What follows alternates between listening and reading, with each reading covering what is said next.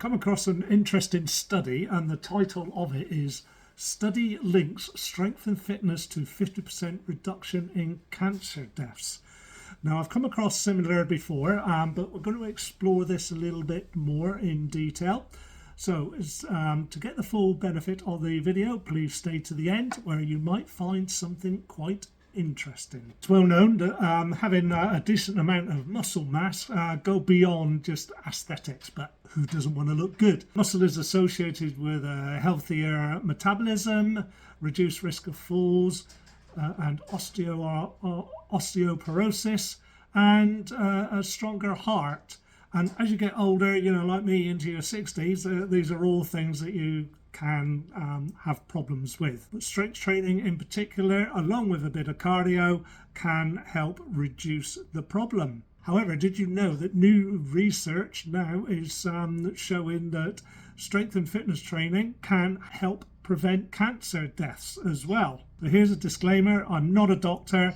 This is just for entertainment and education purposes only. This study was published in the British Journal of Sports Medicine, so it's quite a very well respected worldwide publication. So take it as you will. It comes in the same week as news that the number of cancer patients is expected to reach a record high in 2025, and those figures are about 500,000 more people will be living with cancer in 2025 than in 2020, due to an aging and growing population, it says. It goes on that while cancer deaths are declining, likely as we're better at, or they're better at spotting the symptoms and treating the disease, the way cancer and its treatment can weaken muscles. Take hold of that, and reduce cardio fitness can impact survival. So there you go. It says it in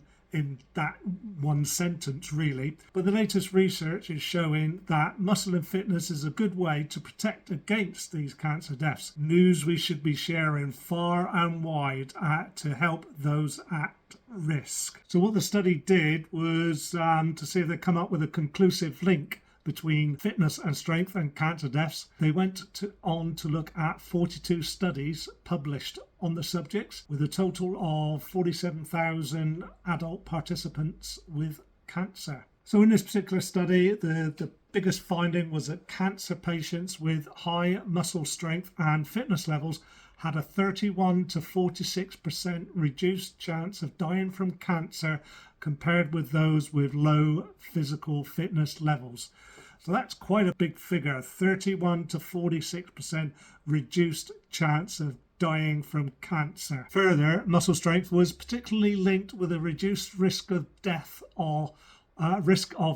in people with advanced cancer, as well as lung and digestive cancers. Overall, it was linked to reduced risk of all types of cancer deaths by up to 31%. And without going on too much about their conclusions, what it does state is that muscle strengthening activities could be employed to increase life expectancy. So what I thought I'd do is have a look around to see if anybody else came to similar conclusions.